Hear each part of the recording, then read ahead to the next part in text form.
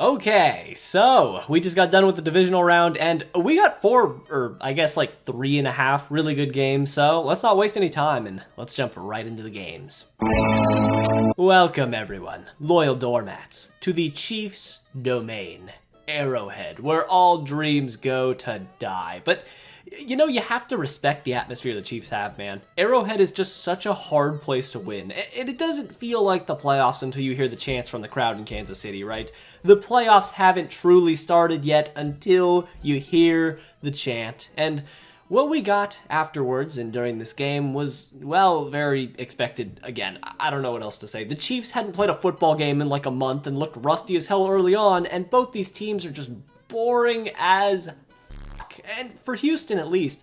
For me, even though they've probably been in like my top 5 for most games watched all year, there was just something about them that I felt like they could break through at any point all year. I was ready for Stroud to have a game like he had versus Tampa Bay last year and just go nuclear out of nowhere, but in 2024, that game never happened once for the Texans. But they were able to stay in this game because, Christ, man, this Chiefs team has still just stayed exactly the same. This is a Chiefs team that didn't break 30 points all year long and has 0 explosive players on it whatsoever. With Pacheco being hurt and Rashee Rice also being gone, it's just been a killer for their offensive potential. But like, come on, you can't be complaining about injuries versus Houston. Without Diggs, Dell, Petrie, and I could keep going, the Texans were just not going to win the war of attrition if they were going to take it down that path. But when you throw in some ref ball, oh yeah, the Texans are definitely fun.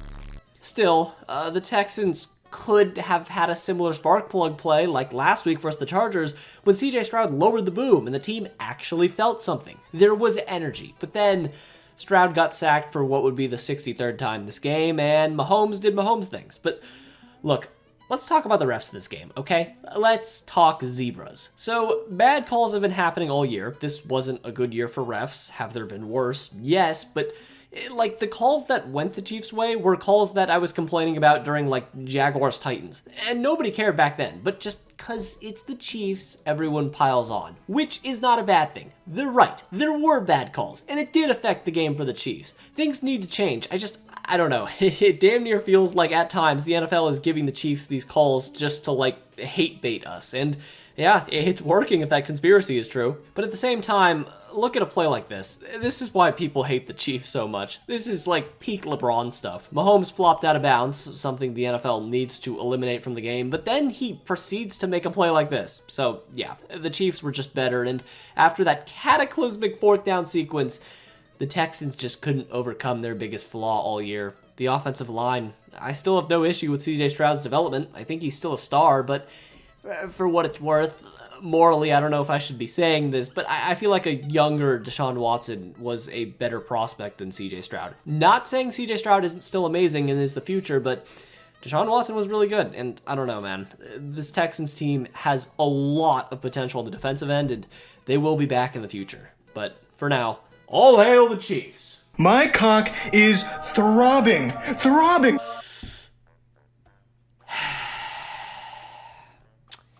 My brothers and sisters, let's hold hands. It's over.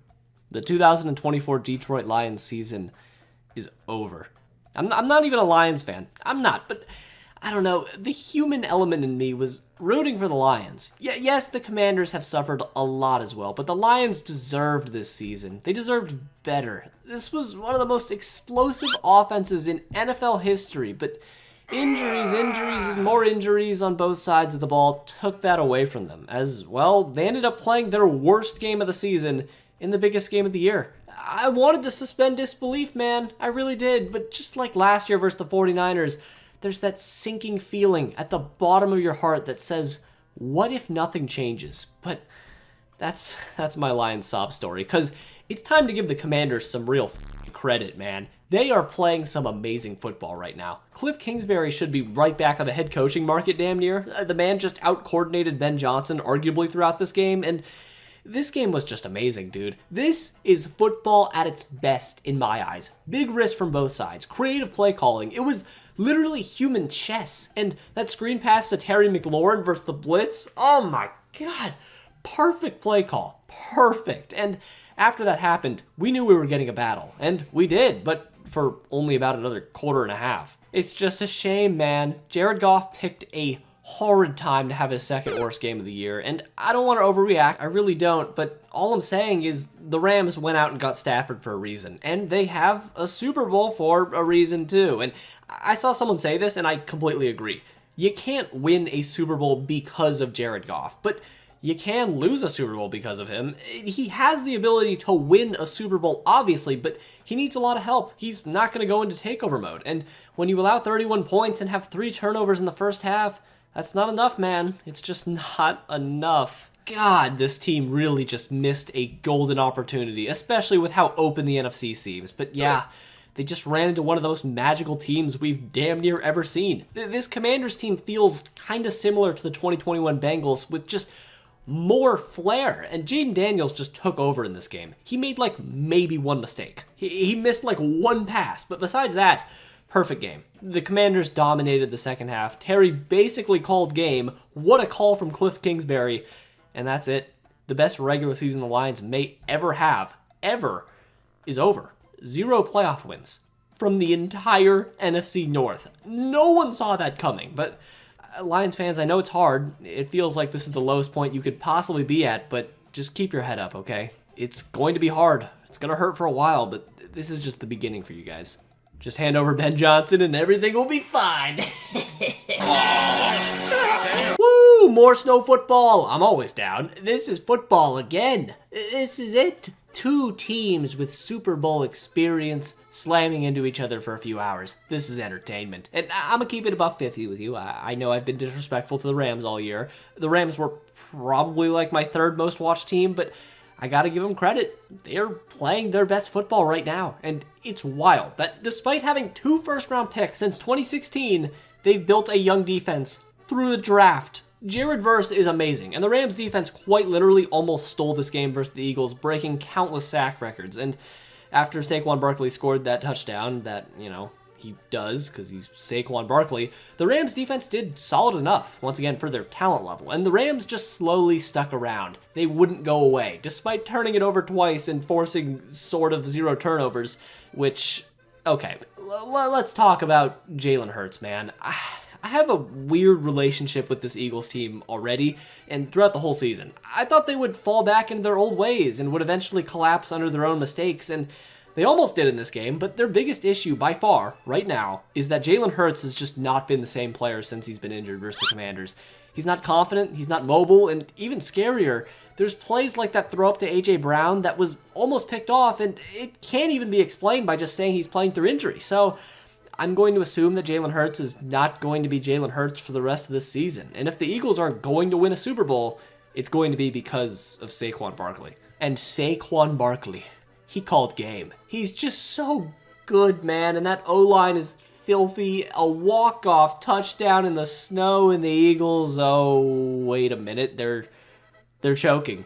Oh, it almost happened. The Rams almost did it. They actually should have won this game damn near. For the life of me, I can't figure out why they didn't just run it to Saquon 3 times in their last drive, but they didn't, and after Puka made the grab of the game, the Rams' offensive line picked a terrible time to have 2 back-to-back miscues on blocking assignments, and Stafford got decked twice in a row. Game over. Rams' season also over, which is a shame, but still, they fought hard, they overachieved, and they still have to figure out what their quarterback situation is in 2 years, but they got time, and they still have a top 5 head coach, so they'll be fine. This game might be the Super Bowl. The Chiefs and Texans looked very mid. The Commanders are apparently the best team in football, but I don't still know about them. And the Eagles are a wounded animal, so it sucks that these 2 teams have to play now, but for our pleasure at least, we get to watch a hell of a football game. And early on, it was clear that the Bills were just going to sell out to stop Derrick Henry on defense, which was, a pretty good idea, given that without Zay Flowers, the Ravens actually have no weapons, and that was the main reason the Ravens lost this game. The receiving room sucked on Sunday. Now, Lamar Jackson was nowhere near blameless. The pick he threw early on was his worst pass of the season, and then that fumble was game-changing as well. Those were 2 horrible plays, but with the Bills starting to pull away, just as they got momentum, they took their foot off the gas and let Lamar Jackson back into the game. And I don't know, their play calling just got a little too conservative for me. And you can't play with your food. In a game like this, you just can't. And the Ravens defense ended up clamping up and made Josh Allen look vulnerable. He didn't play a good game either. And after the Bills could only muster a field goal, this was it. The stage was set. Lamar Jackson had a chance to go down the field and score a touchdown and get a 2-point conversion to force overtime. This is what MVPs do. They make plays on drives like this. They make things happen. And he tried, man. Lamar really tried. With Bateman down, his top 2 receivers were Tylan Wallace and Anthony Miller. Really? God, Jesus, bro. And he almost pulled it off. He had a filthy scramble to pick up a first down. The Ravens' O-line was dominating, giving him all the time in the world, and a touchdown looked like it was going to send the game into overtime. Roll, flip it, got it. Oh, the ball was dropped. Yep, that's gonna sting. Lamar did everything right, but it doesn't matter. That's the worst part, dude. When you literally don't make a mistake on the most important drive of your career, and your most trusted receiver just can't come through. Andrews had the fumble earlier, which really costed them, and that drop was even worse. Just brutal. Absolutely brutal. But one thing remains the same in the playoffs. If you win the turnover battle, it's going to be your game to lose. And the Ravens got smoked in the turnover battle. That's why they lost too. Too many mistakes, but now they just have to retool. Lamar's that guy, that's confirmed, but Henry's going to keep getting older, and I don't know, man. It's bittersweet, because at least we get Chiefs versus Bills again, but there goes my Super Bowl pick. But before we go, you know what time it is. It's time for the Tubfrog Discord Awards, where I turn to you, the people, to see what you thought were the best and worst plays and players from the divisional round. And without further ado, let's begin, because I asked what you thought the best play from the divisional round was. And it ended up going to Saquon Barkley's walk-off, or close to walk-off touchdown. And yeah, I mean, every week you know he's going to break one of these off, which is just special, and we got to savor that. But yeah, this was a truly iconic one, especially in the snow. It's gonna be a cool one to look back on in the future. And then I asked what the worst play was from the divisional round, and it ended up going to Mark Andrews' drop. Honestly, I probably should have just threw one in here, but yeah, it was... It's a play that's going to get replayed over and over and over again. And I don't know how this is going to affect Mark Andrews' time in Baltimore, because every time anyone brings up Mark Andrews, people are going to think of that play, which is rough. And then I asked what the best game was from the divisional round, and it went to Commanders versus Lions. It's actually debatable here. Honestly, we got 3 really good games. Texans versus Chiefs was kind of mid and boring, but Commanders-Lions was one of the best first halves I've ever seen in my life, so I have no problem with this. And then I asked who the best player was from the divisional round, and can you believe it, man? Jaden Daniels. Jaden Daniels, a rookie quarterback, just won the best player award for the divisional round. Show that to someone in September, and they wouldn't believe you. This guy is for real, and he's going to be here for a long time. And then I asked who the worst player was from the divisional round, and I went to Jared Goff. It's so heartbreaking, man. He won the best player award throughout the regular season, like damn near more than anyone, and here he is now. You just hate to see it. And then I asked who the best team was from the divisional round, and it went to the Commanders, man.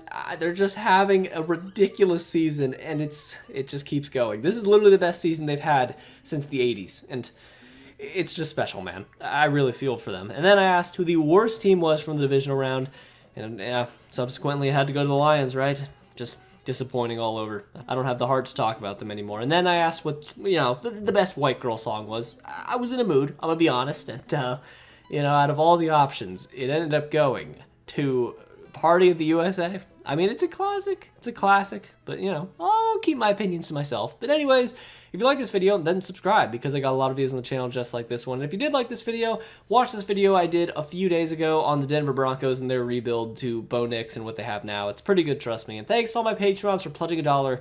Truly does mean a lot. But anyways, until next time.